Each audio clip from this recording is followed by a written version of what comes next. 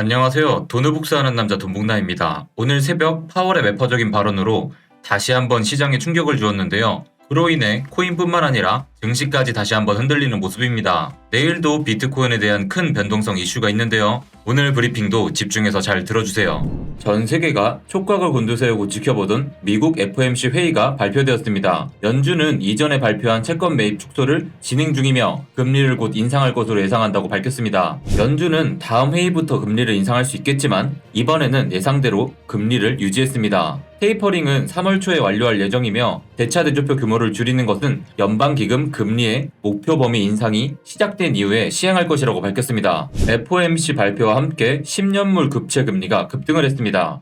1월 19일에 1.9%까지 오른 이후로 조정을 받아왔지만 연준 발표 이후 급등으로 다시 1.85% 이상으로 올라온 상태입니다.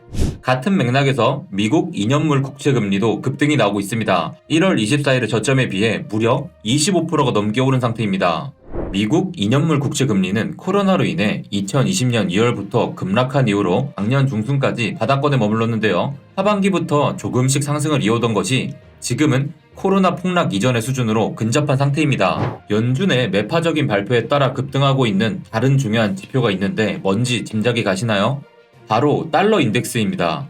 95.5와 98.9 사이의 박스권에서 한동안 횡보하던 달러 인덱스는 박스권을 깨고 94.6까지 급락을 했었는데요. 그 이후로 반등이 나오다가 FOMC 회의 이후로 추가 급등이 발생했습니다. 나스닥 일봉 차트입니다. FOMC 발표가 있기 전까지는 일부 반등을 보였지만 연준의 매파적인 발언 이후로 다시 가격을 되돌렸습니다.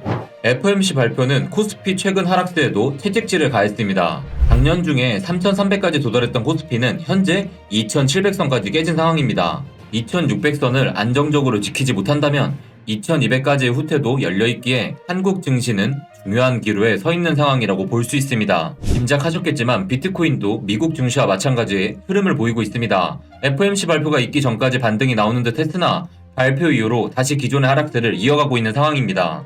1월 17일의 영상에서 제가 저항선을 돌파하지 못한 상태에서 스토캐스틱 RSI가 과매수 구간에 있으니 바닥이라고 판단하기에 무리가 있다. 지금 당장 매수하기보다는 스토캐스틱 RSI가 리셋이 되는 것을 기다리는 것이 좋은 판단일 수 있다고 말씀드린 것을 기억하시나요? 1월 17일 이후로도 비트코인은 최대 23%가 넘는 하락을 보였습니다. 1월 21일의 급락으로 스토캐스틱 RSI는 바닥을 찍고 일부 회복세를 보였으나 지금 다시 상승 탄력을 잃고 하락의 주춤을 보이고 있으니 계속해서 주의할 필요가 있습니다.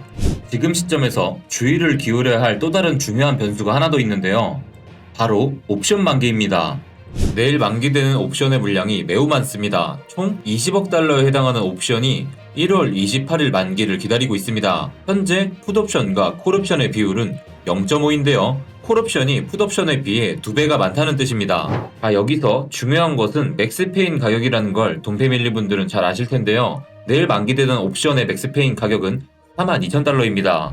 맥스페인 이론에 따르면요, 코인 가격은 가장 많은 옵션 계약이 무음해지는 가격인 맥스페인 가격 방향으로 움직인다는 겁니다. 옵션 만기가 다가오면 옵션 발행자 및 판매자는 옵션을 매입하거나 매도해서 자신에게 이익되는 쪽으로 가격을 형성하기 때문이죠.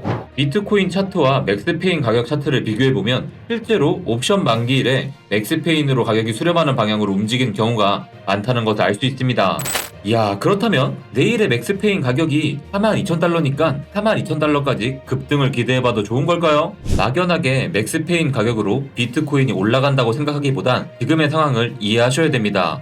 현재의 상황은 맥스페인 가격이 비트코인 가격보다 높은 점에서 작년 6월 7월 조정장과 비슷한 상황이라고 볼 수 있습니다. 지난 1년간 맥스페인 가격으로의 수렴이 보다 극적으로 발생한 경우를 살펴보면 하락 추세 중에 반등을 주기보다는 상승 추세 중에 조정을 준 경우가 많다는 것을 알 수 있습니다. 그렇기에 지금의 상황에서의 옵션 만기는 42,000달러까지 반등을 줄 것이라는 막연한 기대를 하기보다는 이번 옵션 만기가 하락을 유발하는 성격이 아니라는 해석에 무게를 실는 것이 바람직할 수도 있어요. 물론 저는 42,000달러까지 기적같은 급등을 보여주면 너무 좋을 것 같지만 그래도 우린 냉정하게 시장을 바라봅시다. 미국 경제 증시와 크립토 시장의 상관관계가 평소보다 더 높아진 지금의 상황에서 주목해야 할 다른 거시경제 지표가 있습니다. 미국 4분기 GDP 발표인데요. 한국 시간으로 오늘 저녁 10시 반에 예정되어 있습니다. 그 자체로 크립토 시장에 직접적인 영향을 행사하진 않겠지만 거시경제의 방향성을 제시하는 지표 중 하나이므로 확인하는 것이 좋습니다. 크립토 글로브 기사입니다. 미국의 파이브스타 뱅크가 고객이 비트코인을 사고팔고 홀딩할 수 있도록 한다고 밝혔습니다. 엊그제는 플러싱 뱅크가 새로 진입했는데 또 새로운 은행이 들어왔습니다. 미국에 약 50개의 지점을 갖고 있고 자산 규모가 50억 달러인 소규모 은행이지만 이렇게 하나 둘씩 시장에 들어오면 곧 뱅크 오브 아메리카 같은 초대형 은행도 들어오지 않을까요? 비트코인닷컴 기사인데요. 크립토닷컴 보고서에 따르면 세계의 암호화폐 보유자가 연말까지 10억 명을 넘을 것이라고 합니다. 국민들이 암호화폐 소유를 억제하지 말라고 국가를 계속 압박하게 된다면 어떻게 될까요? 많은 국가가 암호화폐 산업에 대해 우호적인 입장을 취할 수밖에 없겠네요. 인도, 터키, 볼리비아 같은 나라들 말입니다. 닭의 목을 비틀어도 새벽은 옵니다. 제 아무리 국가가 금지해도 결국엔 다 개방하게 될 거예요. 비트코인 매거진 트윗인데요. 터키 대통령이 암호화폐에 대해 살펴보라고 여당에 지시했다고 합니다. 터키 어서 오시고요. 다음은 과연 어떤 나라일까요? 요새 자주 보여드리는 코봉남입니다. 이 친구는 비트코인을 세계에서 세 번째로 가장 많이 보유하고 있는 친구인데요. 세계 3위 고리 코봉남은 바닥이 가까움을 느끼고 추가 매수 수량을 늘렸습니다. 하지만 세계 3위 고리 코봉남은 언제나 신중하게 분할 매수의 원칙을 지키며 적절하게 시드를 계속해서 투입하고 있네요. 여러분들은 어떻게 투자 중이신가요? 충분히 분할로 매수할 시드를 넉넉히 준비 중이신가요? 아니면 무리하게 몰빵 투자 중이신가요? 전자이면 좋겠지만 후자라도 괜찮습니다. 이번 교훈으로 다음부턴 분산과 분할 투자로 안정적인 투자하시면 됩니다.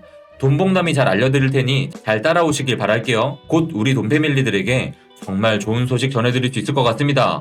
구독은 미리 해두시고요. 내일 아침 라이브 방송에서 뵙겠습니다. 감사합니다.